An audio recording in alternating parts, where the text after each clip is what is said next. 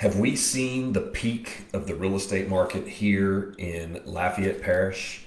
Hey, it's Robbie Breaux with Robbie Breaux and team at eXp Realty. And before I jump in, we want to make sure that we go through and kind of talk about where we are, where we've been, and where we're heading. So, one of the things that ends up popping up, we've got obviously the news has been amazing. We've been getting closed sales that are going through the roof. We've actually hit all-time records for June of 2021. We sold 479 homes at 126 million compared to 366 homes at 83 million. That's the third record we've had this year, all time in all of Lafayette Parish. It's unprecedented. So we're actually just really dominating. One really interesting stat that we're running on is we are 2/3 of the way to beating last year's record number in sales, both dollar volume and units, and we are halfway through the year. So decent chance by October, November, we should exceed 2020's record numbers. So what are the things that help us moving forward? What do we need to be on the lookout for to see where we're going to be heading? So a lot of times the media looks at what's happened in the past, which is closed sales, which is great. That kind of gives us a snapshot of what's here and now. But moving forward, we need to know what's coming onto the market. Think of that.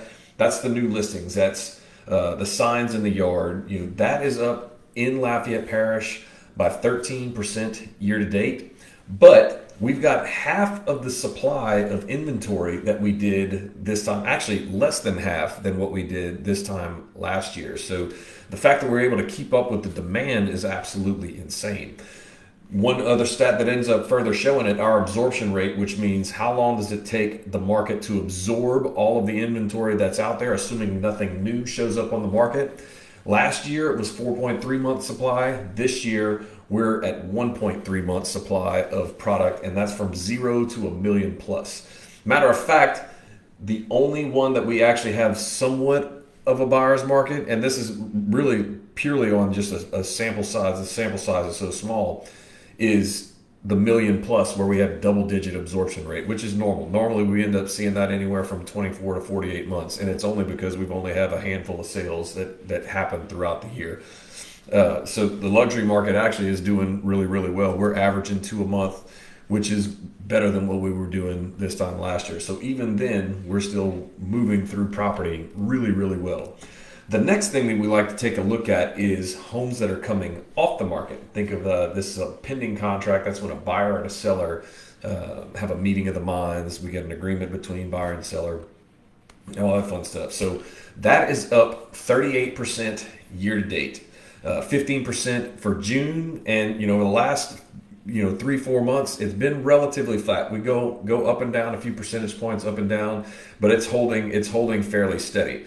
But what's interesting is because the supply is all the way down, we're still well exceeding what those numbers happen to look like for the pending sales. That we were kind of expecting that to go and narrow the gap, but our demand is crushing the supply. So as soon as things are coming up, we're pushing right past through it. And one of the side effects of that is our sales price. That is up 11.5% in all of Lafayette Parish.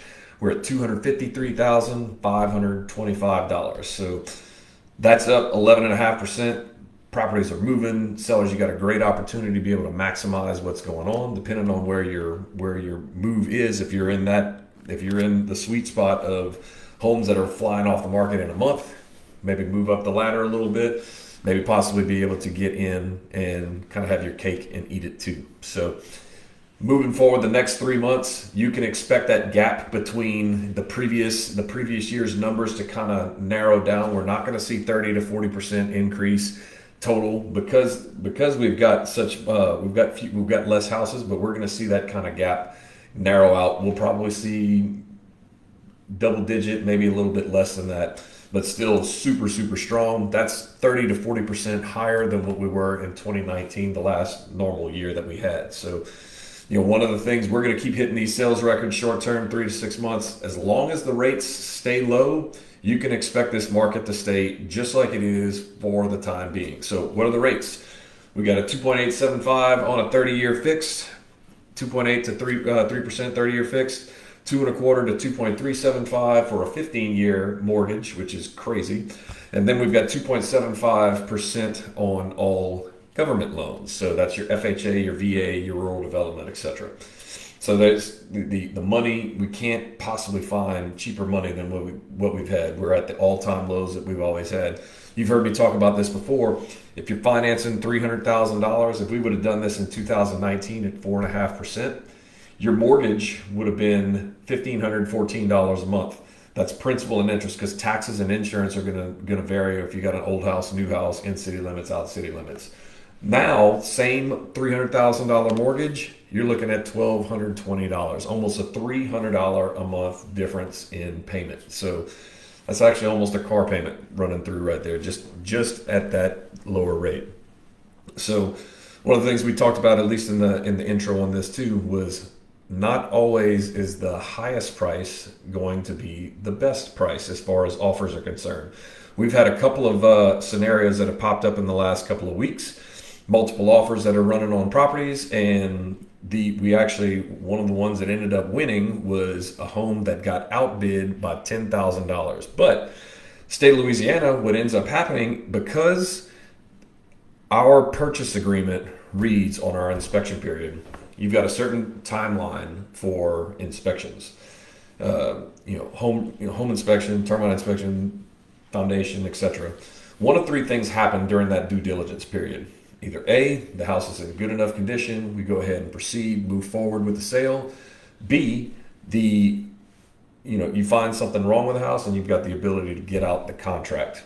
So this is actually the sticking point of why it doesn't necessarily make sense for higher offers that have the buyer with the ability to be able to get out. So if you're going to be able to get out, you put some non-refundable money for inspections to be able to jump through and at least make your offer a little bit stronger. So you have to be willing to put your money where your mouth is and show that you're very interested in that property, because everybody else, you'll be a little bit different. And this actually ended up working out to the buyer's benefit. They put strong money down, they got outbid by another property, and ultimately ended up winning out. So highest dollar amount doesn't always make the difference. Second thing that ends up popping up, if I put $1 million over a $300,000 house, it doesn't mean that the property is going to appraise for that amount of money. So if the property doesn't appraise, one of three things happen. Seller can come down, buyer can come up, or the buyer and seller can meet in the middle.